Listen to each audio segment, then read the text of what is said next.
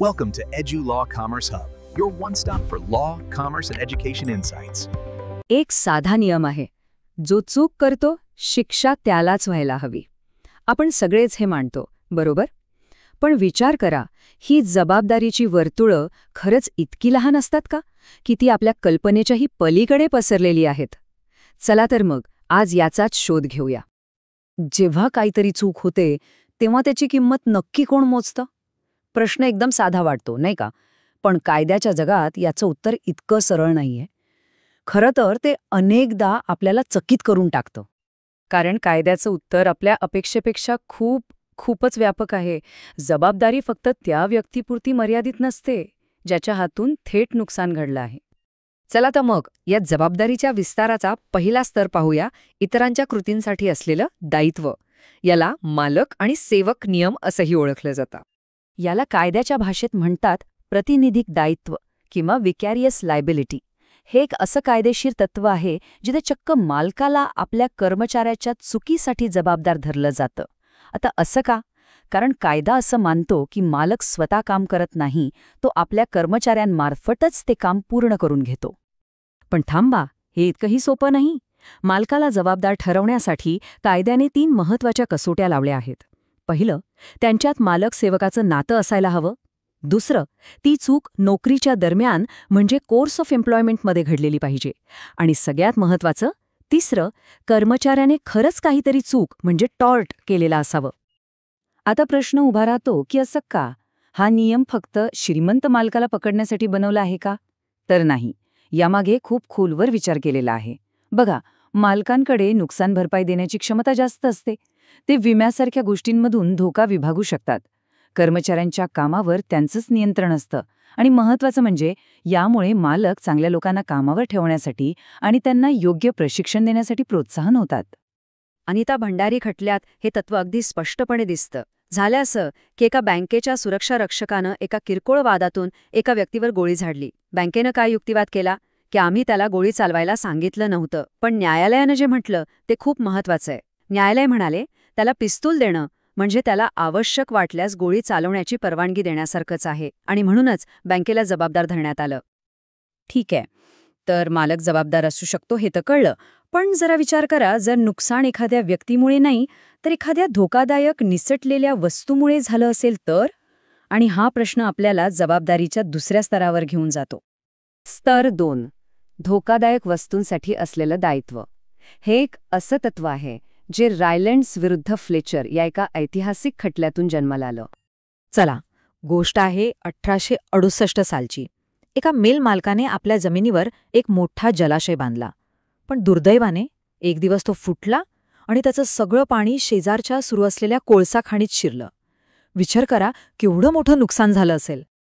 आणि याच घटनेतून कायद्यात एक नवीन शक्तिशाली तत्व जन्माला आलं. ते म्हणजे कठोर दायित्व किंवा स्ट्रिक्ट लायबिलिटी. याचा सरळ अर्थ आहे, जर तुम्ही तुमच्या जमिनीवर एखादी धोकादायक वस्तू अनैसर्गिक वापरासाठी आणता आणि ती तिथून निसटून कोणाचं नुकसान करते, तर जबाबदारी पूर्णपणे तुमचीच. तुमची त्यात चूक होती की नाही हा प्रश्नच येत नाही. No fault liability. अर्थात हा नियम लागू होण्यासाठी 3 गोष्टी घडणं आवश्यक आहे. 1, तिथे एखादा धोकादायक पदार्थ हवा. 2, तो पदार्थ तुमच्या नियंत्रणातून निसटायला हवा. आणि 3, तो जमिनीचा अनैसर्गिक वापर मानला गेला पाहिजे. पण हा नियम म्हणजे काही दगडावरची रेघ नाही, त्याला काही अपवादही आहेत. म्हणजे जर नुकसान दैवी कृत्यामुळे झालं किंवा फिर्यादीच्या स्वतःच्या चुकीमुळे झालं किंवा तिसऱ्याच व्यक्तीच्या कृत्यामुळे झालं, तर मग तुम्हाला जबाबदार धरलं जाणार नाही. पण विचार करा, हे अपवाद नेहमीच न्याय्य वाटतात का? विशेषतः आजच्या औद्योगिक युगात 19व्या शतकात बनवलेला हा नियम 20व्या आणि 21व्या शतकातल्या मोठ्या औद्योगिक धोक्यांसाठी खरंच पुरेसा होता का? या प्रश्नाचं उत्तर भारताला मिळालं, पण ते खूप मोठ्या किमतीवर.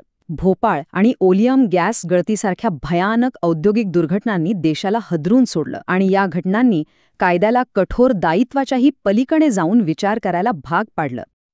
आणि यामुळेच आपण पोहोचतो जबाबदारीच्या तिसऱ्या आणि सगळ्यात कठोर स्तरावर, जिथे कोणतीही सबब, कोणताही अपवाद चालत नाही. हे आहे निरपेक्ष दायित्वाचे तत्व, म्हणजेच ॲब्सोल्यूट लायबिलिटी. MC मेहता खटल्यात भारतीय सुप्रीम कोर्टाने एक ऐतिहासिक, क्रांतिकारक पाऊल उचललं. त्यांनी सांगितलं की जे उद्योग धोकादायक किंवा जीवघेण्या गोष्टी हाताळतात त्यांच्यासाठी कठोर दायित्वाचे जुने अपवाद लागू होणार नाहीत. संदेश अगदी स्पष्ट होता. जर तुम्ही धोकादायक उद्योग चालवत असाल तर तुम्ही होणाऱ्या नुकसानासाठी पूर्णपणे, निरपेक्षपणे जबाबदार आहात. कोणतीही सबब नाही, काहीही नाही. न्यायालयाच्या या निर्णयाला कायद्यांचं स्वरूप देणंही गरजेचं होतं आणि म्हणूनच 1991 मध्ये सार्वजनिक दायित्व विमा कायदा म्हणजेच पब्लिक लायबिलिटी इन्शुरन्स ॲक्ट लागू करण्यात आला.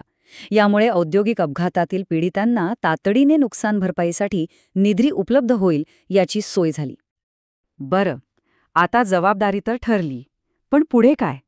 म्हणजे पीडितांना न्याय कसा मिळतो? नुकसान भरून कसं काढलं जातं? चला आता या कायदेशीर उपायांबद्दल थोडक्यात जाणून घेऊया. न्याय मिळवण्याचे मुख्यत्वे 2 मार्ग आहेत. पहिला, न्यायालयीन उपाय. यात कोर्ट मदत करतं, जसं की पैशांच्या स्वरूपात नुकसान भरपाई देणं किंवा एखादी चुकीची गोष्ट थांबवण्यासाठी मनाई हुकूम देणं. आणि दुसरा मार्ग आहे न्यायालयेतर उपाय, म्हणजे जिथे पीडित व्यक्ती स्वतःच कायद्याच्या चौकटीत राहून काही पावलं उचलू शकते. उदाहरणार्थ, आपल्या जागेतून घुसखोराला बाहेर काढणं. तर आज आपण पाहिलं की कसं एका व्यक्तीच्या साध्या चुकीपासून ते मोठ्या औद्योगिक दुर्घटनेपर्यंत कायद्याने पीडितांचं संरक्षण करण्यासाठी आपलं जबाबदारीचं वर्तुळ सतत विस्तारलं आहे. ते अधिक मोठं आणि अधिक मजबूत केलं आहे. कायदा पीडितांच्या संरक्षणासाठी दायित्व नक्कीच वाढवतो, पण इथे एक महत्त्वाचा प्रश्न उभा राहतो. हे वर्तुळ किती मोठं असावं? ते इतकं मोठं होऊ शकतं का की ज्यामुळे नवनवीन शोध किंवा औद्योगिक प्रगतीच थांबू शकते? या संतुलनावर विचार करणं खूप गरजेचं आहे.